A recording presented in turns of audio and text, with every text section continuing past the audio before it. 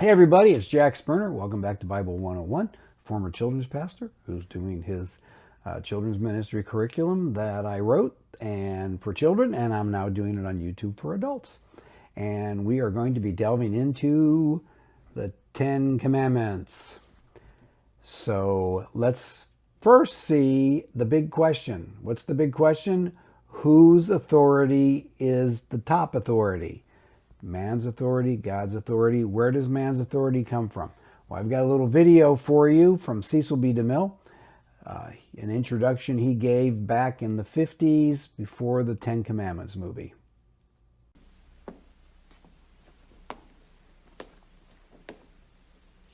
Ladies and gentlemen, young and old, this may seem an unusual procedure, speaking to you before the picture begins. But we have an unusual subject, the story of the birth of freedom, the story of Moses. As many of you know, the Holy Bible omits some 30 years of Moses' life. From the time he was a 3-month-old baby and was found in the bulrushes by Bithia, the daughter of Pharaoh, and adopted into the court of Egypt, until he learned that he was Hebrew and killed the Egyptian. To fill in those missing years, we turn to ancient historians such as Philo and Josephus. Philo wrote at the time that Jesus of Nazareth walked the earth, and Josephus wrote some 50 years later and watched the destruction of Jerusalem by the Romans. These historians had access to documents long since destroyed, or perhaps lost, like the Dead Sea Scrolls.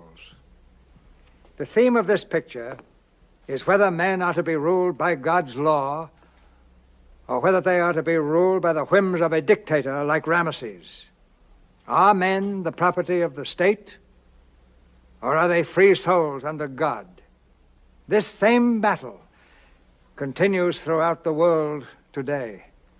Our intention was not to create a story, but to be worthy of the divinely inspired story created 3,000 years ago, the 5 books of Moses. All right, thanks for watching that. And that's how the movie started back then in the day. But yeah, God's law is supreme. So where does authority come from? Well, according to Cecil B. DeMille, God's law is over man's law. But where does our authority come from? Let's go to Romans 13:1. Let everyone be subject to the governing authorities, for there is no authority except that which God has established. The authority that exists has been established by God. So where does the authority come from? The authority comes from God. That's where our authority comes from. So if our authority comes from God, the laws that we make, are they going to outweigh God's laws? Are they going to outweigh God's authority?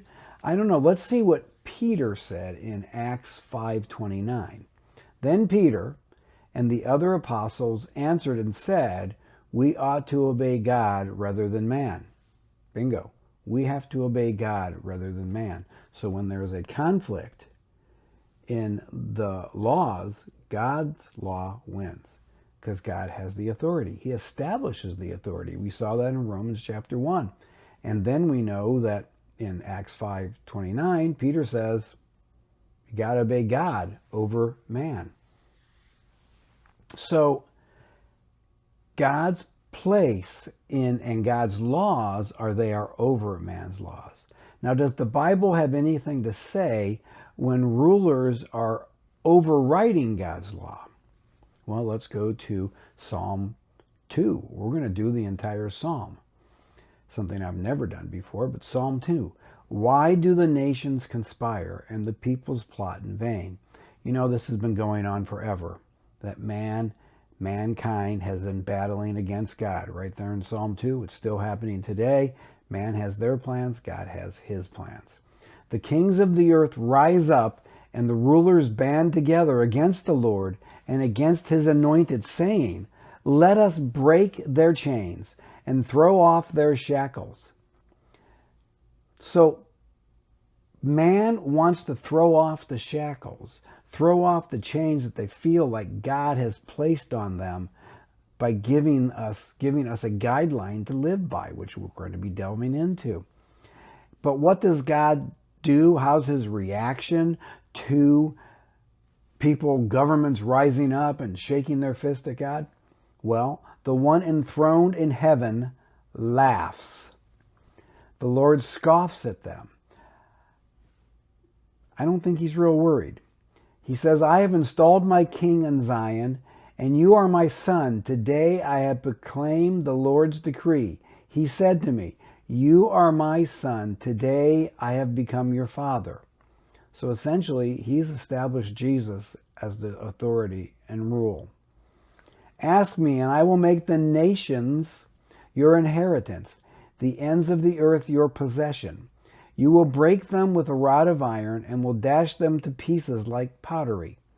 Therefore, you kings, be wise, be warned, you rulers of the earth. Serve the Lord with fear and celebrate his rule with trembling. Kiss his son, lest he be angry, and your way will lead you to your destruction. For his wrath can flare up in a moment. Blessed are all who take refuge in him. So essentially what we have here is God is laying out in his plan that Jesus is ruler, he is king, and the nations that conspire against him, and that's like pretty much every nation, he laughs at them, he scoffs at them. He's like, Jesus is in charge, I'm not worried.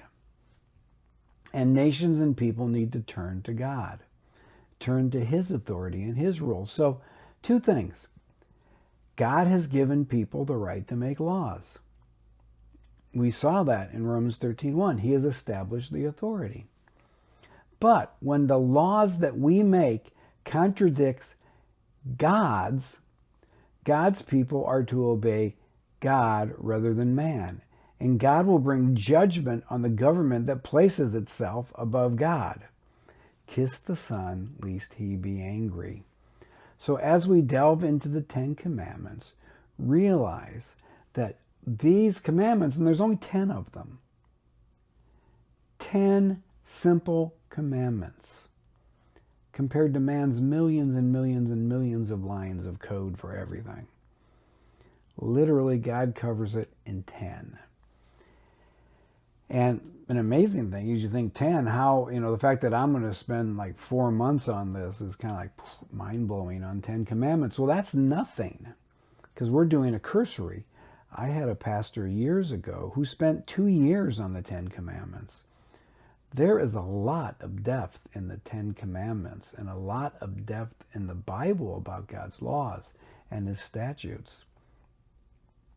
And we can talk about why we have the laws and why we have the 10 commandments and what they do for us and what they don't do for us, but they're not going to save us. The 10 commandments are not going to save us, for all have sinned and fall short of the glory of God. But think about it. God does in 10 what man can't do in millions of lines of law. So God's law is supreme, and these 10 commandments that we're going to be going over the next few months are the supreme law. They take precedence over anything, and we'll be talking about that. Hey everybody, thank you for joining on Bible 101. Next week we will delve into the 10 commandments, and buckle up. It's quite a journey. God bless. Bye.